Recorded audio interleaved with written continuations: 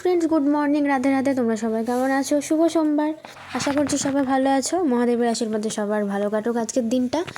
তো এই যে দেখো, আজকে কিন্তু ফুল একদমই পাওয়া যায়নি। আজকে প্রচণ্ড মেঘলা দিন, ঠাম্মা হাঁটতে যেতেও পারেনি, কারণ এত ঠান্ডায় বেরোলে সত্যিই মানুষ মরে যাবে। তো সকালবেলা কিন্তু গোপুসোনার ভোগ দেওয়া হয়ে গেছে। আজকে মা ওকে চেরি ফল দিয়েছিল। চেরি ফলটা মা ফেলবে না, আমাকে দিয়েই খাওয়াবে, ওই জন্য রেখে দিয়েছে। আর আমার খেতে খেতে সেই দুপুরবেলা, জানি না কখন আমি খাবো, আমার মনে থাকে না, কিন্তু মা আমার জন্য রেখে দেয়। আর এইদিকে দেখো, এই ঠান্ডার জন্য কেউ এখনও ওঠেনি, বাবা মা সবাই উঠে পড়েছে, আমিও উঠে পড়েছি যেহেতু আমার পড়া ছিল। কিন্তু আমার বোনও এখনও উঠেনি। ও তো মহারানী ভিক্টোরিয়া, যখন ওর ইচ্ছা হয় ও তখন ঘুমায়, যখন ওর ইচ্ছা হয় তখন ও ওঠে। ওর বিরুদ্ধে কেউ যেতে পারে না, বাবা মা আমি, বাড়ির কেউ না, যা বলবে তাই। তো এখন থেকে এইরকম জেদি, বড় হলে কি করবে, অ্যাকচুয়ালি জেদি আমিও। বাবা মায়ের মায়ের প্রচণ্ড জেদ, তো সেই জেদটাই আমি আর বোনও পেয়েছি। আমার বাবার অত জেদ নেই, কারণ আমার ঠাম্মা আর আমার বাবা মাকে এমন আমার জেঠু আর বাবাকে এমনভাবে মানুষ করেছে যে কোনো জেদ বলে কোনো জিনিস আমার বাবা জেঠু চেনেন না, কিন্তু জেদি হয়েছি আমরা, কারণ এখনকার জেনারেশনের ছেলে মেয়ে এরকম একটু হবেই।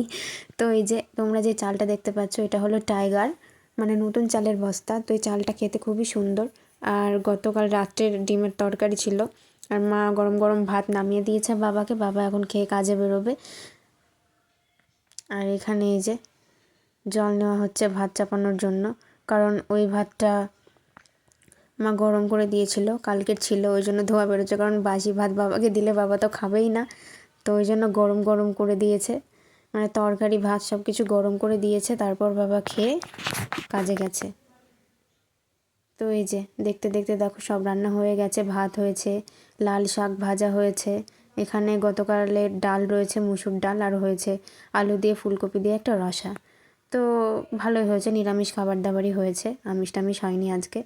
এমনিতেও সোমবার আমি নিরামিষই খাই, কিন্তু যেদিন থেকে আমিষ খাওয়া শুরু হয়ে গেছে তারপরে এক একদিন পালা হয়, পালা হয় না। তো যতদিন না গঙ্গা স্নান করা হচ্ছে ততদিন আর পালা হচ্ছে না। তো এখানে আমার অবস্থা দেখো, ঠান্ডায় আমার অবস্থা কাহিল। আমি স্নান করতে এসেছি আর আমার মা ফোন নিয়ে এসে ইয়ার্কি করছে। আমার তখন মাথা গরম হয়ে গেছে, আমি মাকে বলছি তুমি ফোনটা সরিয়ে নিয়েছো, আমার ভালো লাগছে না, ঠান্ডায় মানুষ বাঁচছে না, তুমি আমাকে স্নান করানোর জন্য নিয়ে এলে। আমি মাকে কখন থেকে বলছিলাম, মা একটু গরম জল দাও, স্নান করব। মা তো গরম জল দিলই না, সে কলপারে নিয়ে গিয়ে 4 বালতি ঠান্ডা জল আমার মাথায় হড় করে ঢেলে দিল। আসলে স্নান করতে আমার অসুবিধা হয় না, অসুবিধাটা হয় যখন আমার মাথার চুল শোকায় না। এখন দেখো আমি এরকম আয়নার সামনে চুল আঁচড়াচ্ছে, এই চুল যে কখন শুকাবে, আজ 2 দিন ধরে আমার চুল এরকম ভিজে রয়েছে, চুল শুকাচ্ছেই না। তো চলো ঠাম্মা কি করছে দেখে আসি। জ্বালায় বয়স হয়ে গেছে, এত শীত, এই শীতে চান করলাম, এবার রান্না করছি নাতনির জন্য। এই যে বড় মাছ আছে,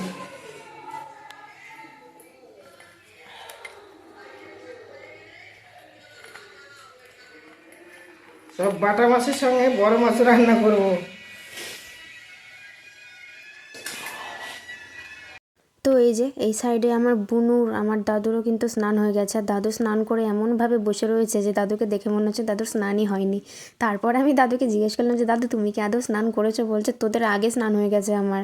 আমি বলছি তোমাকে দেখে মনেই হচ্ছে না, তুমি যেভাবে বসে রয়েছো। তো এই যে আমার বুনু গিয়ে এখন দাদুর কোলে গিয়ে বসেছে।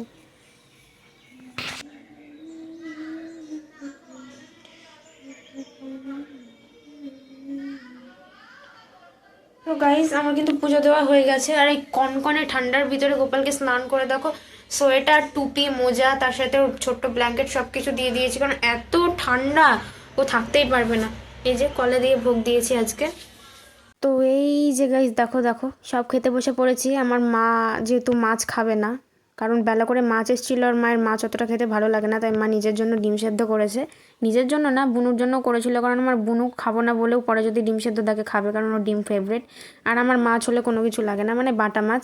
তো মা বেলা করে মাছ নিয়েছিল, তো অনেক মাছ ফ্রিজে রাখাই রয়েছে তার কাছ, আমার কোটা মাছের মধ্যে থেকে 4 পিস মাছ ঠাম্মাকে বলেছিলাম যে তুমি তোমার ঝোলের মধ্যে করে দিও। তো ঠাম্মাদের হয়েছে এই যে মাছের ঝোল, সেখান থেকে আমাদের মাছটা আমাকে তুলে দিল। আর হয়েছে ঠাম্মাদের বিভিন্ন রকম শাকসবজি দিয়ে একটা কি বলবো, শুক্তো টাইপ। আর হয়েছে পেঁয়াজ কলি ভাজা। আর আমাদের তো তোমাদেরকে দেখালামই কি হয়েছে, তো সবাই মিলে এই ঠান্ডার ভিতরে কাঁপতে কাঁপতে খেতে বসেছি। এত ঠান্ডা লাগছে গাইস, হাত এত কাঁপছে না যে খাবারটা মুখেই তুলতে পারছি না ঠান্ডার। হাই, তোর নাম বল। রূপম ঘোষ। ভাইপো, মা বকেনি তো রেজাল্টের জন্যে? দেখবি আর ফোন দেখবি, আর ফোন দেখবি?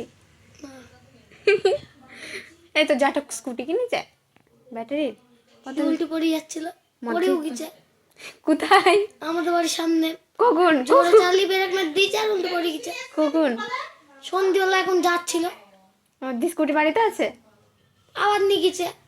দেওয়ার রাস্তায় করতে করতে যাচ্ছে। আমাকে একদিন চালাতে দিস।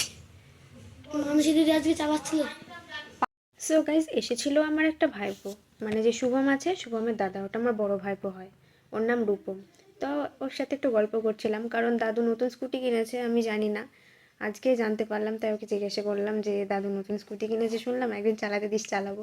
মানে আমার বাবার স্কুটিতে আমি পাই না, কিন্তু ব্যাটারি স্কুটিগুলো ছোটো হয় আর চালাতেও ভীষণ সুবিধা, ওই জন্য ব্যাটারি স্কুটিগুলো চালাতে আমার খুব ভালো লাগে। এখন আমি বাবাকে বলেছি যে আমাদের স্কুটিটা বিক্রি করে দিয়ে ব্যাটারি স্কুটি কিনে দাও। বলছে আমি কিনবো না, যাতে তুই চড়তে না পারিস। দেখো তো, মানে মেয়ে এত ভালোবাসে বলছে, সেটা কোথায় বলবে হ্যাঁ কিনে দেবো, তা না। তুই রাস্তায় ঘুরে ঘুরে বেড়াবি, হ্যান করবো ত্যান করবো, কিনে দেবো না, এসব মানে এইসব শুনলে কার না মন খারাপ হবে বলো? কিন্তু আমি তো জানি আমার বাবা ঠিক কিনে দেবে আমাকে। বাবা না কিনতে পারলেও আমি যদি ভবিষ্যতে কোনো কিছু করতে পারি অবশ্যই কিনবো। তো ঠান্ডার ভিতরে কটা পড়েছে দেখবা, দুটো জামা পরেছি, আবার এই উপরে এই চাদর নিয়েছি, আবার এই যে দেখো লেপ নিয়ে বসে রয়েছি, পড়তে বসেছি। হাফ পড়া কমপ্লিট হয়েছে আর এখনও হাফ বাকি আছে, সম্পূর্ণ পড়াটা কমপ্লিট করব। তো চলো গাইজ, আমার পড়া কমপ্লিট করতে করতে তোমাদের ব্লগটা কেমন লাগলো অবশ্যই জানিও। ভালো লাগলে লাইক, কমেন্ট, শেয়ার ও সাবস্ক্রাইব করে সঙ্গে থেকো। নিজেদের টেক কেয়ার করো। আর ঠান্ডা কেমন পড়ছে, কে কোথা থেকে ভিডিও দেখছো অবশ্যই জানিও। টাটা সবাইকে।